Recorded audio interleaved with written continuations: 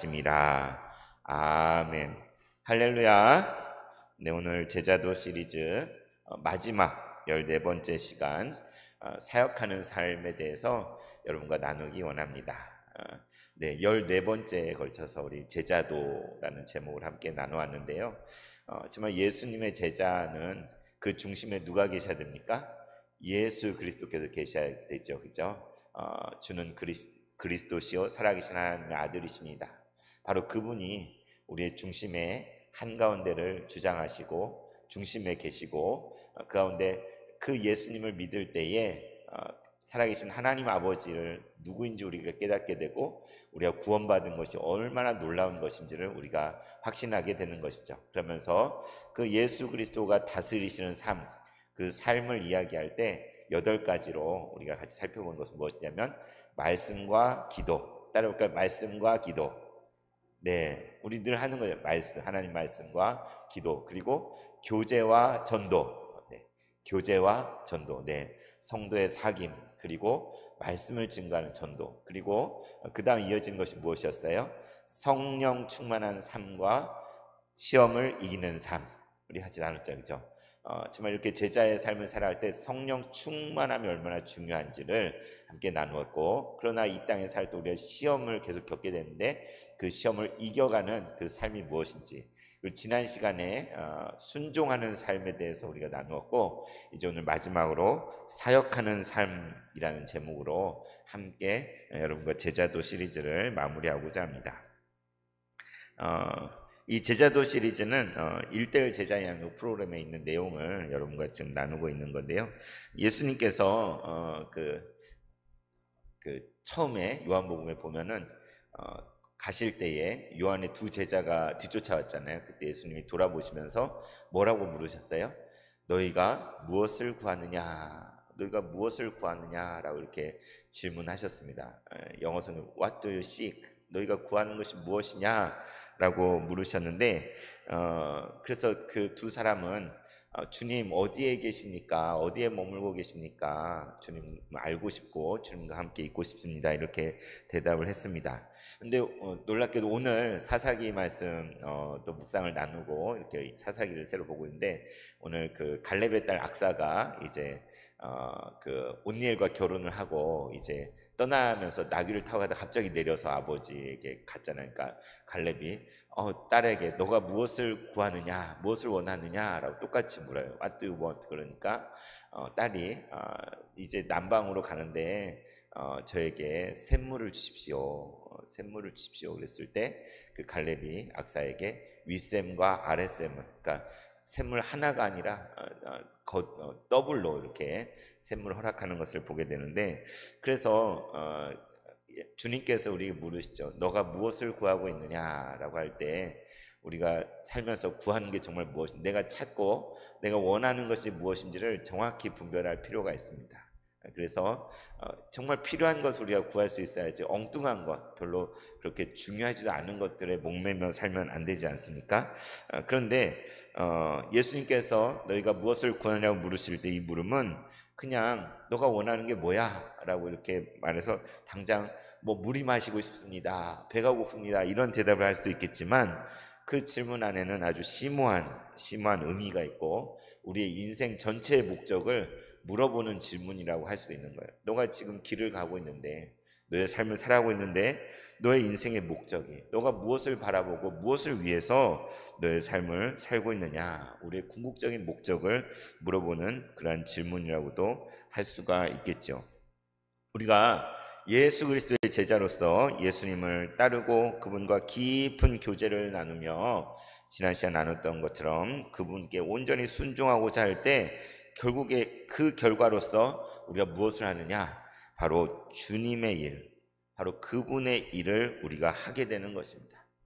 모든 순종의 열매는 무엇으로 나타나느냐? 사역으로 열매를 얻게 돼요. 사역하는 삶이라는 거죠. 그래서 그냥 하나님께서 뭐 우리를 어떤 일을 시키기 위해, 뭘 부려먹기 위해서 우리를 사역으로 부르시는 것이 아니라 우리를 그리스도의 제자 삼으시고 정말 당신의 친구요 또 종이요 또 함께 더불어 동역자로 삼아 주셔서 결국에 하나님께서 하시는 그 일, 하나님께서 이 땅 가운데 하신 그 일을 우리에게 맡겨주시고 그 일을 우리를 동참하게 하시고 우리를 통해 그 일들을 이루어가기를 하나님 기뻐하신다는 것이죠. 그래서 그리스도께서 다스리는 삶은 우리가 이미 아는 것처럼 말씀과 기도로 충만하고 또 성도의 교제와 복음을 증거하는 그런 모습을 나타낼 뿐만 아니라 성령 충만하고 또 시험을 극복해 나가며 그리고 하나님 말씀에 전적으로 순종을 하고 이제 그 결과로 사역으로 하나님 나라를 위해서 열심히 땀 흘리고 일하는 자리로 나아가게 된다는 것이죠. 제 삶을 돌아볼 때 제가 아주 어릴 적에 참 제가 막내의 기질이 있다고 그랬잖아요. 이렇게 뭐 뻗대는 기질이 있다고 그랬잖아요. 그래서 뭘 시키면 안 하려고 그러고 게으르고 막 그랬어요. 그래서 교회 가자 그래도 막 게을러서 안 가고 막 뻗대고 그러다 어떻게 교회를 나가가지고 이제 교회에서 수련회를 간다 그래도 중학교 때까지 수련회 한 번도 안 따라갔어요. 놀러 가는 것 같아가지고 나는 공부해야 돼 이런 갸륵한 생각하고 수련회 가면 막 괜히 막 뭐 남자 여자 사귀고 놀고 막 이런 걸 저 혼자 그런 편견을 가지고 그런데도 한 번도 안 갔어요. 어떤 아주 제 뭔가를 지킨다는 마음으로 그랬는데 그런데 이렇게 교회 생활을 조금씩 하다 보니까 내가 오해하고 있는 게 많구나. 그래서 이렇게 그 교회학교 생활하는 가운데 하나씩 안 하려고 빼는데 하나님께서 억지로 시켜가지고 한 번 어디에 가게 되고 한 번 예배에 동참하게 되고 이렇게 한 번씩 해보게 된 거예요. 그러니까는 그런데 가서 보니까 너무 좋은 거예요. 예배 드리면 좋고 같이 어울리면 좋고 또 형제자매 같이 이렇게 무언가를 한다는 게 이게 그걸 은혜인 줄 모르고 너무 좋네 이런 생각이 점점 들면서 제 마음의 변화가 일어났겠죠. 그래서 이제 뭔가 그 다음부터는 제안이 들어오면 고민을 해보게 됩니다. 그냥 무조건 안 해. 전에는 안 해. 그러다 억지로 끌려가고 그랬는데 고민을 하면서 기도라는 걸 해보게 돼. 기도하면 하나님 뭐 이렇게 뭐 지금 뭐 하자고 저한테 그러는데 이거 할까요 말까요? 이렇게 기도하면 하나님 뭐라고 하실 것 같아요?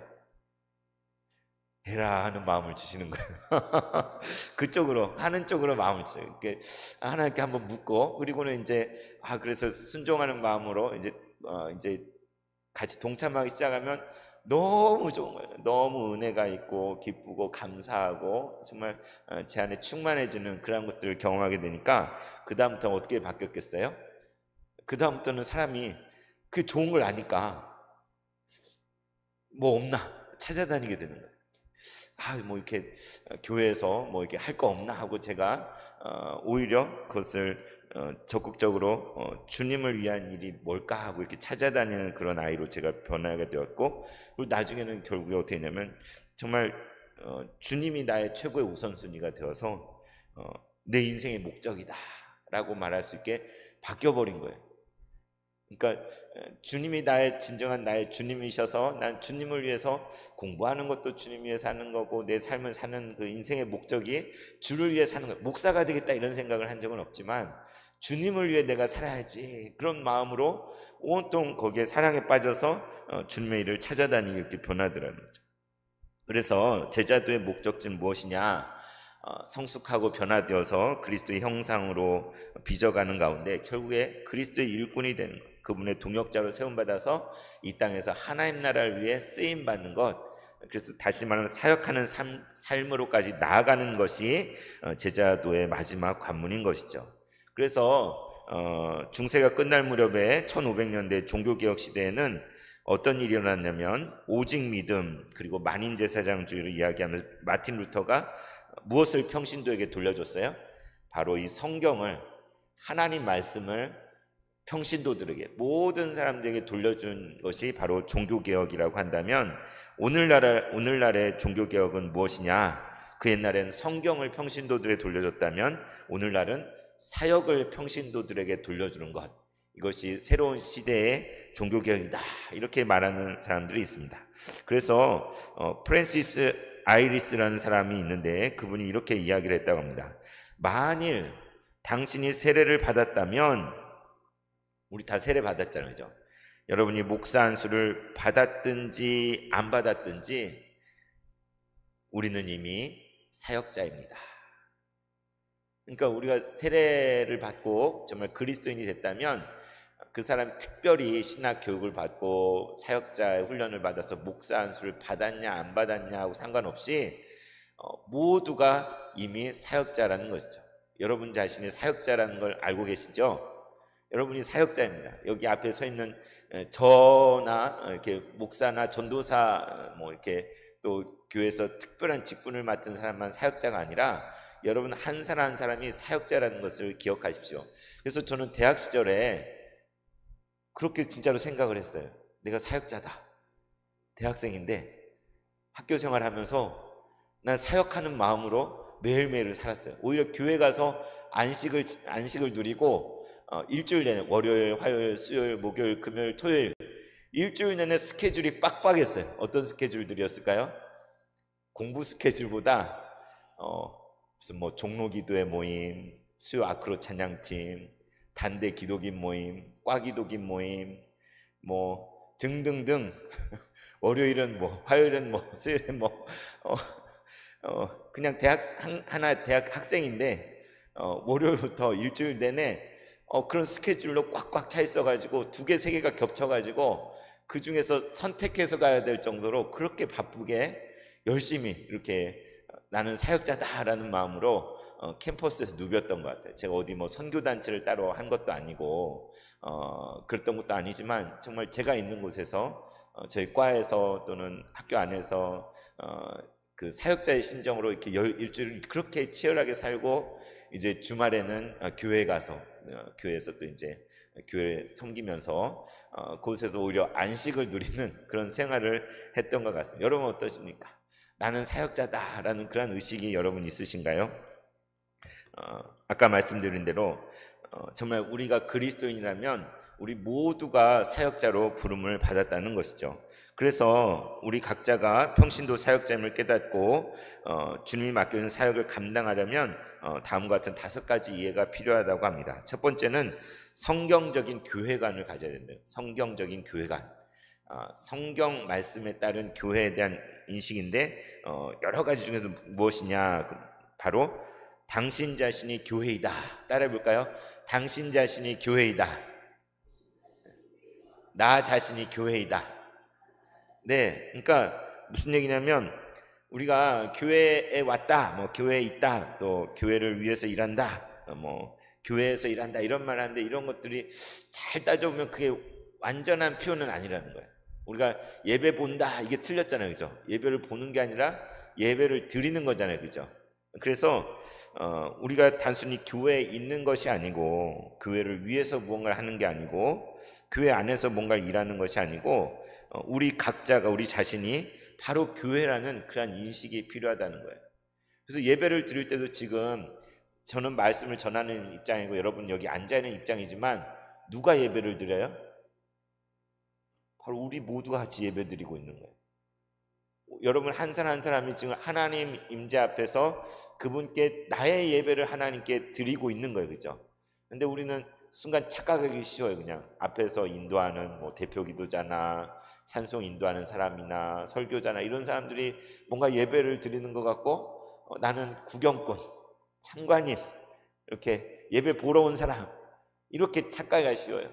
그런데 여러분 잠깐 여러분이 지금 예배를 드리고 있는 하나님께 여러분 자신을 이 시간 드리고 있는 것이고 여러분의 기도, 여러분의 찬양 그리고 그렇게 기도할 때에 저는 하나님을 대신해서 말씀을 전하는 것일 뿐 우리가 지금 이 시간 예배를 드리고 있는 것입니다. 그래서 이 시간도 하나님께 예배하는 마음으로 내가 서야 되는 거예요. 그래서 전에 말씀드렸잖아요. 찬양할 때 옛날에는 찬양이 그냥 분위기를 띄우기 위해서 하는 거라고 그렇게 착각을 했었는데 내가 내 마음을 열어서 하나님께 드리는 찬양이 그 찬양인 거지 그냥 거기에 그냥 아무 생각 없이 있으면 그거는 아무것도 안 한 거예요. 그죠?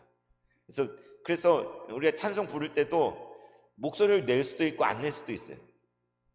기도할 수도 있어요. 그런데 그 순간에 내가 하나님을 구하고 그분 앞에 내가 나와 있다는 임재의식을 가지고 예배를 드리는 사람으로 있느냐 아니면 그냥 그 시간에 그냥 거기에 있는 사람이냐 이거는 하늘과 땅 차이인 거예요. 그래서 성경적인 교회관은 무엇이냐 바로 우리 자신이 교회이다라는 교회. 그래서 평신도 사역이라는 게 어디 따로 있는 게 아니라 교회가 하는 사역이 모두 곧 평신도 사역인 거예요. 그러니까 보통 교회 목사, 장로 이런 사람들만 사역을 한다 이렇게 우리가 착각하기 쉬운데 그게 아니라 우리가 하는 그 사역이 바로 교회의 사역이라는 것입니다. 예수님께서 이 땅에 계실 때 삼중 사역을 하셨죠. 무엇을 하셨어요? 가르치시며 전파하시고 고치시는 일을 하셨습니다. 그래서 오늘날 교회가 하는 일이 무엇이냐? 교회의 사역이 바로 가르치고 전파하고 고치는 일이에요. 그런데 이 교회 사역이 누구의 사역이라고요? 평신도 사역이라고. 그래서 우리 성도가 함께 모였을 때 그리고 더 세상으로 나아갔을 때 그곳에서 우리는 이 사역을 감당해야 됩니다. 바로 예수님이 하셨던 사역, 가르치는 일. 특별히 가르치는 은사가 있는 사람이 더 잘할 수 있겠지만 정말 하나님 말씀을 권하고 전하는 일, 그리고 복음을 전하는 일, 그리고 여기 고치는 일, 바로 다른 사람들을 세워주고 격려해주고 위해서 기도하는 그러한 것들이 바로 교회의 사역인 거예요. 여러분 감사한 것이 오늘 조효정 권사님 서울대병원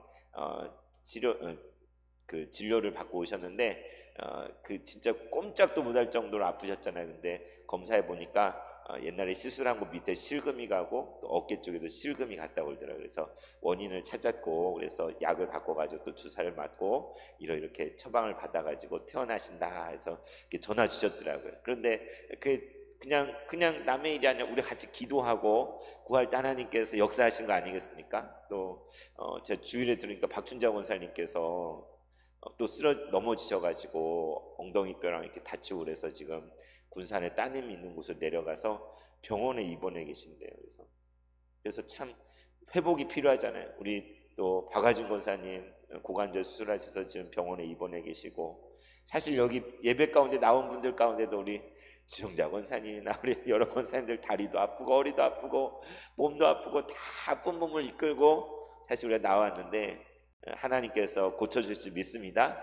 그 치유의 사역, 그것을 우리가 감당해야 돼요. 기도로서 돕고 또 함께 정말 곁에 돕고 함께함으로 우리 가운데 말씀이 풍성해지고 또 복음이 전파되고 치유와 회복이 일어나는, 상처받은 마음이 위로를 얻고 또 속상했던 그 영혼, 또 낙심했던 마음에 소망을 얻게 하는 그런 모든 일들을 목사가 다 할 수 있는 게 아니라 어떤 특별한 사람들이 하는 것이 아니라 여러분 각자가 있는 곳에서 여러분들이 그 사역을 지금 하고 있는 거예요. 가정에서도 지금 사역하고 있잖아요. 자녀들을 위해 기도하고 말씀으로 권면하고 또 가정을 잘 돌보고, 또 여러분이 하는 사업장과 일터에서의 삶들, 또 공부하고 열심히 애쓰는 그 모든 것들이 단순히 이제는 내 일이 아니라, 나를 위한 일이 아니라 하나님 나라를 위해서, 주의 몸 된 교회를 위해서, 주의 영광을 위해서 행하는 모든 것이 되는 거예요. 그래서 제가 일전에 말씀드린, 제가 재수할 때 막 너무 힘들어가지고 도망가고 싶었던 적, 막 재수 공부를 하는데 어느 날은 진짜 너무 갑갑하고 죽을 것 그냥 다 때려치고 도망가고, 종로학원에 있을 때 여기 종로 기숙사 살면서 있을 때 그 마음이 막 밀려오는데 제가 그 순간 이렇게 고백을 했어요. 하나님, 이게 내 공부면 당장 때려치고 훌쩍 떠나버리고 싶지만 당신을 위해서 하는 거니까 내가 여기 그냥 있겠다고. 눈물이 나더라고요. 하나님 때문에 내가 참고 그냥 공부하겠다고 이를 악물고 공부의 목적이 뭐예요? 하나님 나라를 위해서. 내가 출세하고 잘 살고 서울대 가고 이러려고 공부하는 게 아니라 하나님 나라를 위해서 공부하는 거고, 하나님 나라를 위해서 우리가 일터에서 일하는 거고, 하나님 나라를 위해서 우리가 가정에서 돌보는 것이고, 하나님 나라를 위해서 우리 자녀들을 위해 기도하고. 그래서 우리가 하는 모든 일이 하나님 나라를 위한 그러한 사역이라는 것을 여러분 기억하셔야 돼요. 그러니까 거룩한 거예요. 대단하고 놀라운 일이에요. 사람들은 별 볼 일 없는 일을 할지 모르겠지만 우리가 매일 숨쉬며 살아가면서 우리 건강을 위해서도 애쓰는 것도, 그냥 내가 건강하자 이게 우리 목적이 아니라 우리가 건강해야 하나님 나라를 더 잘 섬길 수 있잖아요. 그렇죠? 건강해야 하나님께 예배 자리에 나올 수 있고 건강해야 다른 사람들을 도울 수 있잖아요. 그렇죠? 그래서 우리는 당연히 하나님께 주님 나를 회복시켜 주시라, 나를 강건하게 해달라고. 그래서 몸의 건강을 찾는 것도 하나님 나라의 일인 것입니다. 그래서 성경적인 교회가 내가 곧 교회다. 그것을 말씀드려. 두 번째, 성경적인 평신도관. 이미 말씀드렸지만 모든 그리스도인은 다 사역자다라는 의식을 가져야 된다는 것이죠. 그래서 평신도는 단순히 목회의 대상이 아니라 교회 사역의 주체가 바로 평신도인 것입니다. 예수님께서 부르실 때 제자들을 사람을 낚는 어부로 부르셨고, 그리고 세상의 빛과 소금으로 부르셨고, 세상을 비추는 등불로 부르셨고, 또 추수날에 추수하는 일꾼으로 우리를 부르셨어요. 오늘 베드로전서 2장 9절은 어떤 특별한 부류의 사람들에게 전하는 말씀이 아니라 온 교회 모든 성도들에게 하는 말입니다. 뭐라고 되어 있습니까? 그러나 여러분은 택하신 족속이요 왕같은 제사장들이요 거룩한 나라요 그의 소유가 된 백성입니다. 뭐라고요? 우리가 바로 하나님의 택함 받은 그러한 족속이고, 그런데 왕과 같은 제사, 왕이면 왕이고 제사장이면 제사장인데 왕과 같은 제사장. 구약시대 왕이 제사장일 수는 없었잖아요, 그죠? 근데 왕과 같은 제사장, 그리고 거룩한 나라요 그의 소유가 된 백성이라. 이 말씀은 뭐냐면 우리의 역할이 무엇이냐? 하나님을 향하여서는 이 세상을 대신해서 제사장처럼 이 세상의 죄를 가지고, 물론 예수님께서 그 일을 하셨는데, 정말 이 세상을 위해 중보하고 세상이 회복되도록 간구하고 이 세상을 주님 앞에 가지고 나아가는 그러한 제사장의 모습이 바로 여러분이고, 또 이 세상을 향하여서는 거룩한 나라, 하나님을 드러내는, 하나님이 어떤 분인지, 그리스도의 사랑을, 하나님이 어떻게 우리의 주인이신 것을 나타내고 증거하는, 세상이 알지 못한 세상을 그것을 드러내는 거룩한 나라로 부름받은 것이 바로 저와 여러분이라는 거예요. 어마어마한 사역이잖아요.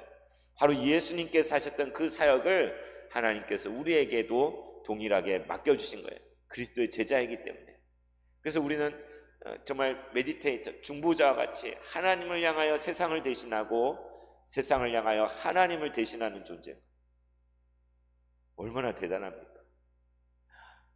나 같은 사람이 하나님을 대신한다, 또 하나님 앞에 세상을 대신한다니, 바로 그러한 자리로 우리가 세움을 받았다는 것입니다.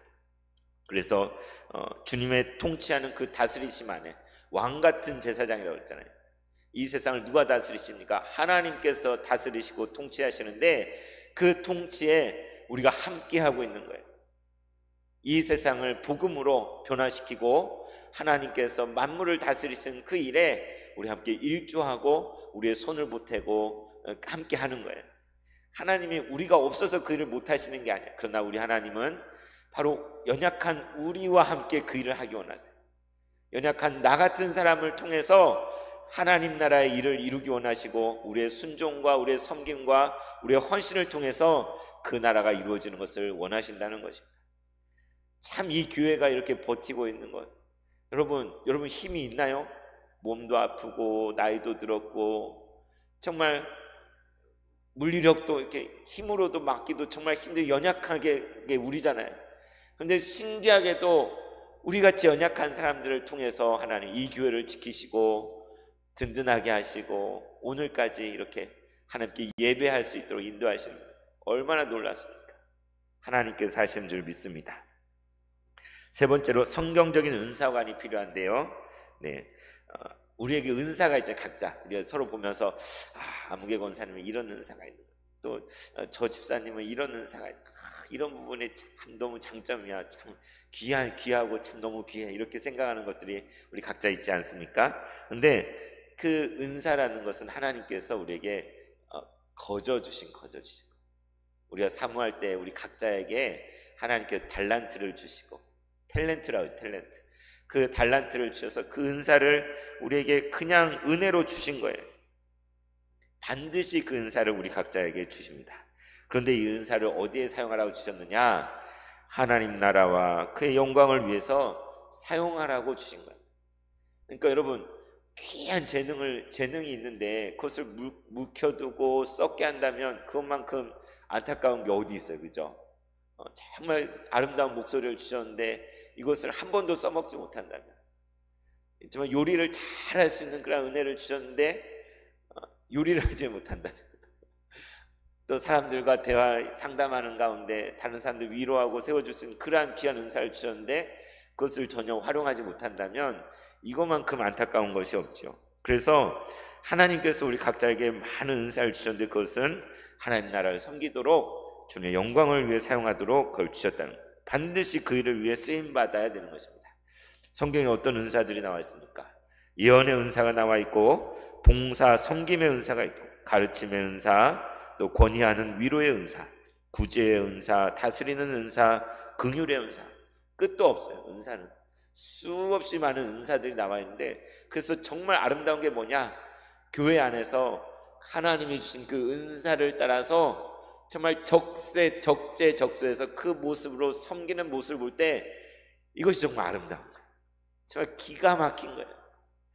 야, 어떻게 저 형제를 통해서 하나님 정말 저 역할을 맡겨주셔가지고 저희를 이렇게 신나게 은혜스럽게 저희를 저렇게 감당할, 다른 사람은 저희를 못할 텐데 하나님 어떻게 저런 재능을 저 형제에게 주었을까? 어떻게 저 자매에게는 저렇게 정말 귀한 그런 은사를 주셔가지고 정말 교회에 꼭 필요한 그 상처들을 어루만지고 감싸준 그런 일들을 저 자매로 감당하게 할까? 꼭 타이틀이 있는 직분이 중요한 게 아닌 것 같아요. 무슨 직함이 있다고 무엇을 할 수 있는 게 아니고 그냥 내게 주신 그 은사가 있다면 그것을 가지고 사용해야 돼요. 사용해야 돼요. 그럴 때 빛이 나고 삶의 이유가, 하나님 나에게 그 은사를 주셨는데 그 흘러가서 모든 사람에게 그 은사가 흘러갈 때 그게 복이 되는 거예요. 그래서 다른 사람이 받은 은사를 샘낼 필요도 없고 비판할 필요도 없고 비교할 필요도 없어요. 하나님이 나에게 주신 은사, 그 은사를 따라서 교회를 섬기고 성도를, 지체를 섬기고 이 세상을 섬기는 것, 이게 정말 아름다운 거예요. 그래서 하나님께서 이 세상을 창조하시고 보시기에 심히 좋았더라 하실 때 마토브라 so good이라고 말씀하실 때 정말 교회 안에서 우리 모든 성도님들이 나이가 많건 적건 내게 주어진 상황 속에서 하나님 내게 허락해 주신 그 한도 안에서 내가 그것을 기쁨으로 하나님께 드리고 쓰임받고 그렇게 할 때 그것은 정말 기쁘고 행복한 거예요. 그때 진정한 행복을 느낄 수 있게 되는 것이죠. 시편 기자가 그렇게 고백해요. 내가 큰 기쁨에 하나님께 이르리로다. 옛 성경에 극락에 하나님께 이르리로다 이렇게 되어 있는데 그 극락이 불교 용어인가 그게 아니라 지극히 큰 기쁨을 극락이라, 극락, 그죠? 성경에 있는 극락이라는 표현도 있었어요. 그렇게 큰 기쁨에 하나님 앞에 이르는 그런 은혜를 우리가 우리의 주신 은사를 따라서 그것들을 그 각자에게 주신 그 독특하고 유니크한 그 은사를 깨닫고 서로를 위해 그것을 선용하고 아름답게 사용할 때에 그것이 하나님의 나라를 이루게 하고 정말 그 풍성한 은혜를 우리 가운데 가득하게 하신다는 거예요. 제가 여기서 보면 여기 계신 여러분 한 분 한 분이 은사들이 막 떠올라요. 우리 권사님이 가진 은사, 우리 집사님이 가진 은사, 우리 장로님이 가지고 있는 은사, 여러분도 보면 알잖아요, 그죠? 정말 어떤 은사를 우리 각자에 주셨는지, 그 각자에 주신 그 은사가 얼마나 귀한 것인지 너무나 사랑스럽고 너무나 귀한 거잖아요. 그래서 정말 우리 새봉축교회 모든 성도들은 하나님 내게 주신 은사를 다 온전히 깨닫고 그 은사를 따라서 남김없이 하나님께 드림이 되어서 주의 기쁨이 되는 모든 성도님 되시기를 진심으로 축원합니다. 이제 네 번째는, 첫 번째는 성경적인 교회관이 필요하고, 두 번째는 성경적인 평신도관이 필요하고, 세 번째는 성경적인 은사관이라면 네 번째는 성경적인 훈련관이 있어요. 훈련관. 여러분 훈련 받는 거 좋아요, 싫어요? 네, 여기 계신 분들 가운데 뭐 배우고 훈련 받는 거 좋아하는 분도 계실 거예요. 근데 저는 훈련 받는 거 좋아할까요, 싫어할까요? 네? 별로 별로 안 좋아해요. 힘들잖아요, 훈련 받는 게. 네, 트레이닝하고 훈련 받는 거 자기를 이렇게 절제해야 되고 막 뭔가 그 과정을 다 있어야 되지 않습니까, 여러분? 이 제자도도 지금 우리가 시리즈 14번째 시간 하는데 이걸 다 따라간다는 게 쉽지 않잖아요. 그런데 성경적 훈련관은 무엇이냐? 우리에게 주신 그 은사가 제대로 열매를 맺기 위해서는 그냥 저절로 되는 게 아니라 연단된 훈련의 과정, tried and tried, 그러니까 단련되는 그래서 마치 그 칼을 갈 때 쇠에 이렇게 계속 갈아야 이게 날카로워지잖아요. 제대로 된 칼이 되지 않으면 뭉툭하지 않습니까? 그것처럼 훈련을 받은 것이 필요하다는 것이죠. 다시 말하면 우리가 제대로 사역자가 되기 위해서는 적절한 준비의 과정이 필요하다는 거예요. 준비 과정이 준비되어 있지 않은 그런 일꾼, 제대로 준비되지 않은 일꾼은 어떻게 돼요? 문제를 만들고 실수를 하고 정말 오히려 큰 해를 끼칠 수도 있어요. 그죠? 성경에 마가 요한이 준비되지 않았는데 바울과 바나바와 함께 선교여행 떠났어요. 어떻게 됐어요? 중간에 돌아가 버렸잖아요. 아무 말도 없이 그냥 돌아가 버렸어요. 왜 그래요? 감당할 수 없어요. 준비가 안 돼 있어요. 신나서 따라 나서긴 했지만 그걸 할 능력이 안 되는 거예요. 그 중간에 포기하고 가버렸어요. 저도 비슷한 경험을 했던 것 같아요. 제가 대학 1학년 때 대학에서 막 뭐 예수 믿는다고 까불고 다니고 막 예수 믿는 티를 내고 막 여기저기 기웃거리고 막 그러니까 그 서울대 기독인 연합이란 그 연합 단체가 있었는데 저는 이제 온누리교회 대표다 막 이러고 이제 거기 이제 같이 1학년 때부터 같이 하고 그랬는데 그 기독인 연합에서 그 가을에 전도 집회를 계획했어요. 서울대 노천강당에서 그 지구촌교회 이동원 목사님을 모시고 전도 집회를 하기로 그래서 계획을 했는데 그냥 뭣도 모르는 저한테 홍보부장인가 뭐 그런 걸 시킨 거예요. 그 큰 행사에 홍보부장인가 뭐 이런 걸 저한테 시켰는데 뭐 못 모르고 그냥 맡았는데 이렇게 그 이제 그 준비가 진행되는 과정에 하나도 모르겠는 거예요. 감당이 안 되는 거예요. 그래서 제가 어떻게 했을 것 같아요? 안 나갔어요. 중간에 이게 막 이제 이렇게 그 잘 할 줄도 모르는 걸 저한테 시켜 놓으니까 제가 감당도 안 되고 잘 모르겠고 그래가지고 준비 모임 하고 그런데도 그냥 말도 안 나오고 그냥 빠지고 안 나가 버렸어요. 제 양심 얼마나 많이 찔렸겠습니까? 내가 나한테 일을 맡겼는데 이걸 할 줄도 모르고 하지도 못해가지고 그냥 잠수 탄 거죠. 잠수 타면 안 돼요? 안 됩니다. 여러분 잠수 타는 거 한 분도 없길 바랍니다. 그랬어요. 근데 이제 그 날이 점점 다가오는 거예요. 그 집회 날이 다가오는데 막 괴롭고 내가 내 역할을 제대로 하나도 안 하고 그냥 방치해 버렸는데 근데 그 집회 날이 다가왔는데 저 어떻게 했을 것 같아요? 진짜 볼낯이 하나도 없지만 그 자리에 안 가면 안 되겠다. 그 전도 집회 하는데 거기 그래서 정말 부끄러움을 무릅쓰고 이제 그곳에 갔더니 아무도 저한테 신경 안 쓰더라고요. 제가 뭐 중간에 안 나왔는지 어쨌는지 그게 중요한 것도 아니었는데 저만 괜히 고민하고 막 염려하고 이렇게 불안해하고 미안해하고 막 그랬는데 그래가지고 집회에 가서 그 이동원 목사님 모시고 한 전도 집회 이렇게 참석하고 이제 그 경험을 하면서 참 저한테는 부끄러운 맡겨진 일을 그냥 방치하고 잠수 탔잖아요. 그죠? 그러한 경험이 한데 훈련이 필요하구나.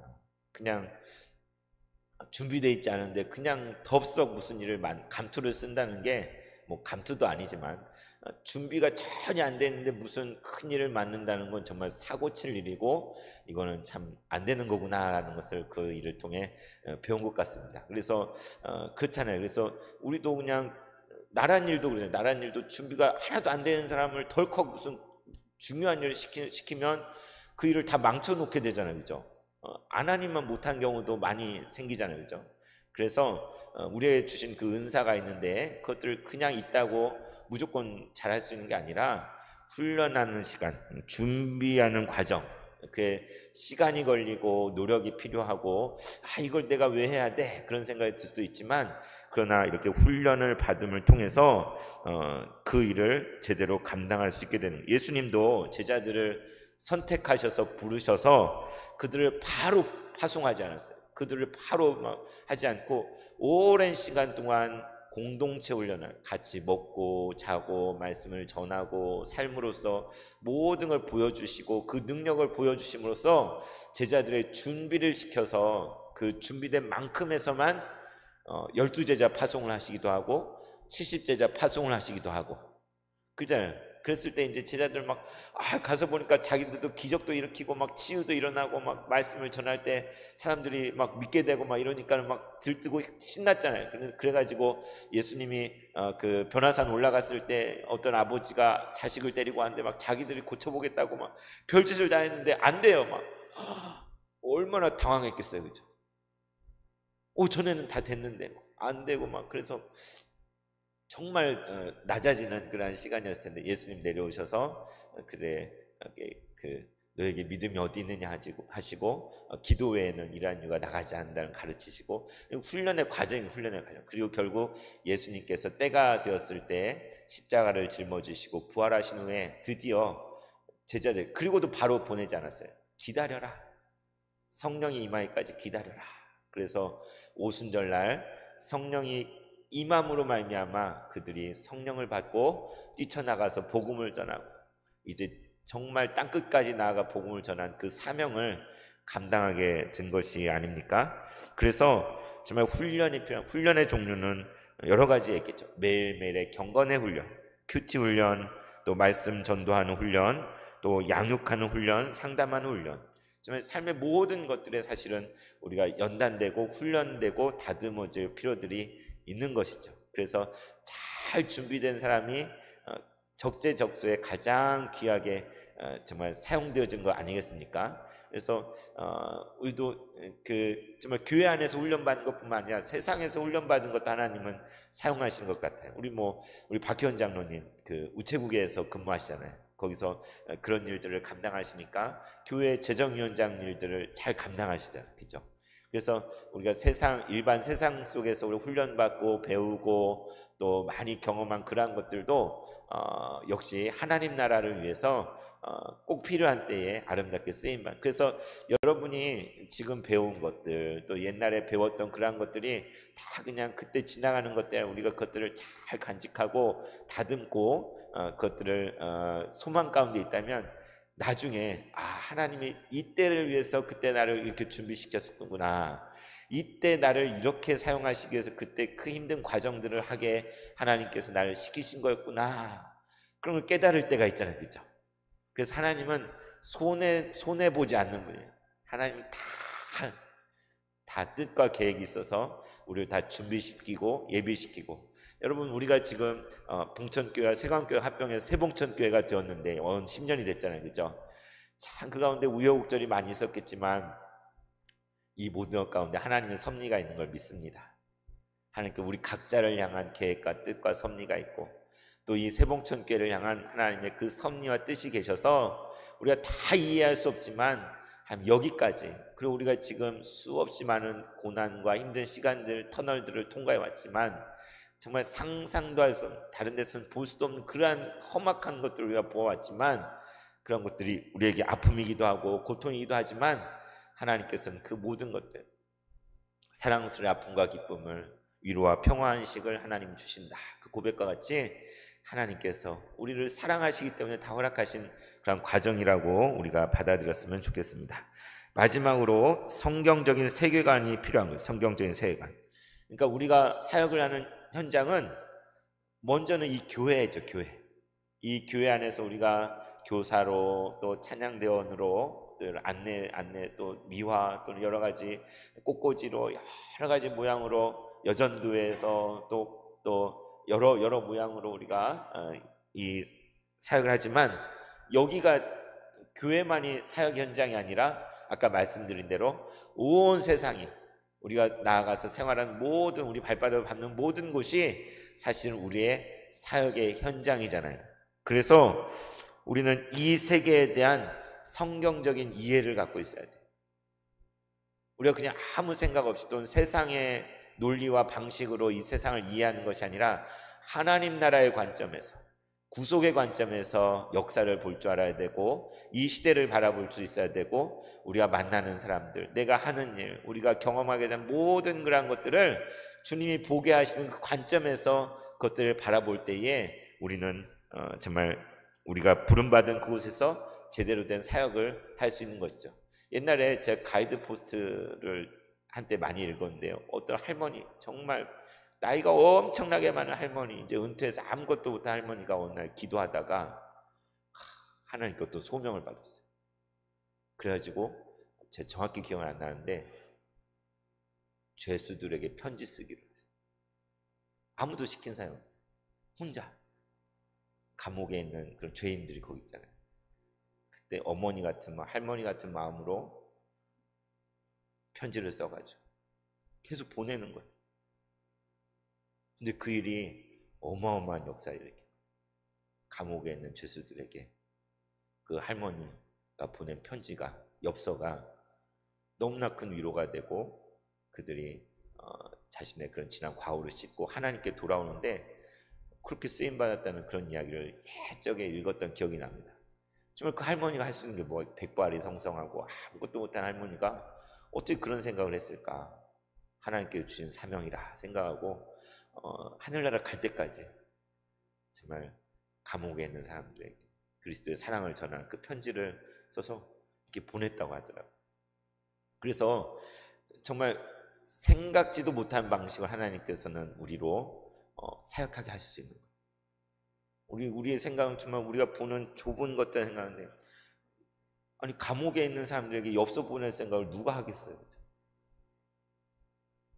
그런 할머니도 그렇게 할 수 있다면 여기 있는 우리들에게도 하나님께서 이 세상 가운데 복음의 빛을 비추기 위해서, 그리스도의 사랑을 전하기 위해서 우리가 표현하고 행할 수 있는 것들, 기상천외한 것들이 다 있을 거예요.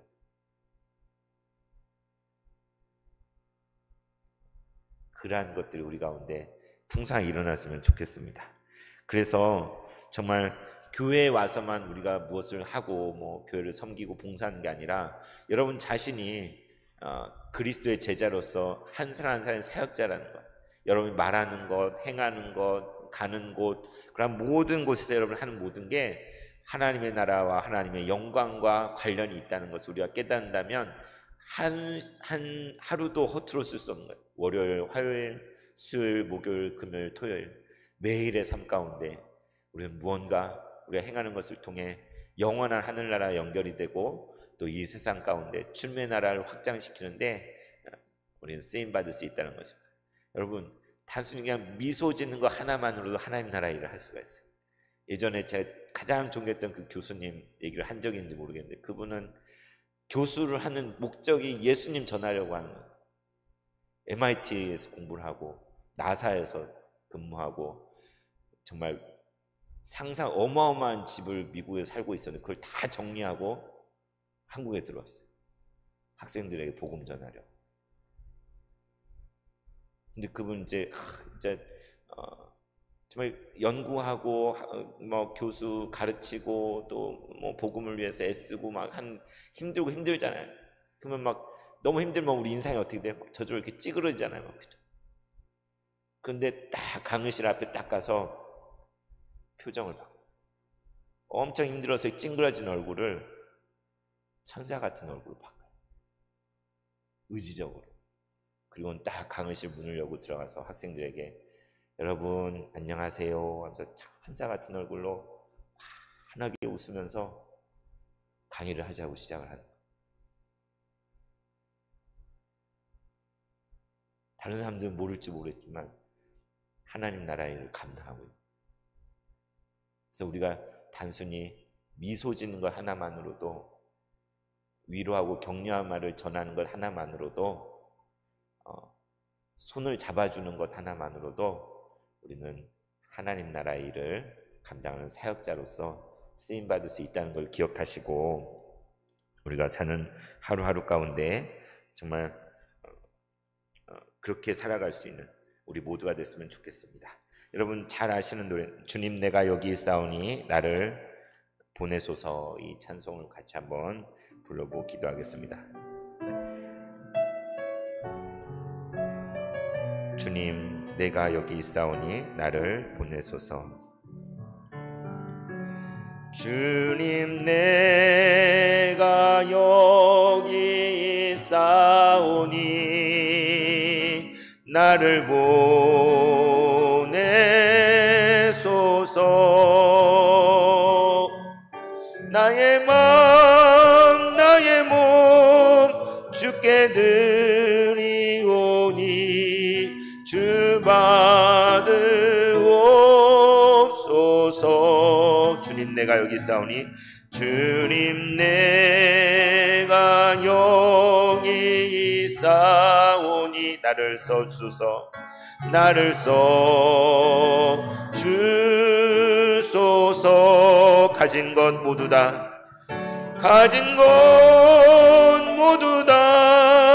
주께 드리오니 주 받으옵소서. 알렐루야 알렐루야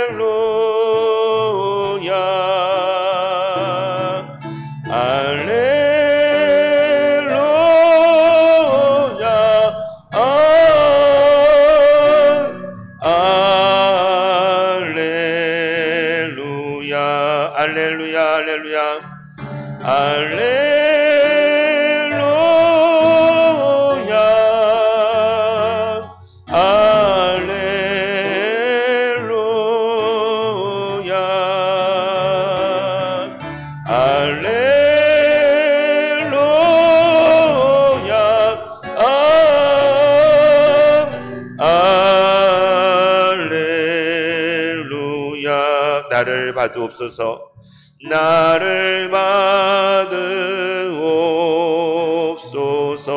나를 받으옵소서 나를 받으옵소서.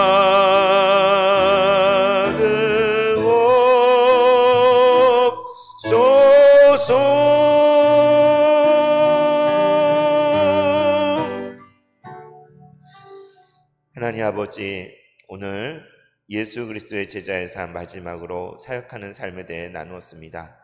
하나님, 우리를 당신의 동역자로 당신의 나라를 위한 일꾼으로 불러주시니 감사합니다. 우리는 많이 약하고 아프고 할 수 있는 것이 적지만 주여 이 몸도 주님 나라를 위해 쓰시기 원하신다면 드릴 수 있는 저희를 되게 하여 주시고 주님의 몸된 교회 가운데 그리고 이 세상 속에서 우리의 삶 속에서 하나님 나라를 위해 쓰임받는 우리 모두가 되게 하여 주시옵소서. 예수님 이름으로 기도드리옵나이다.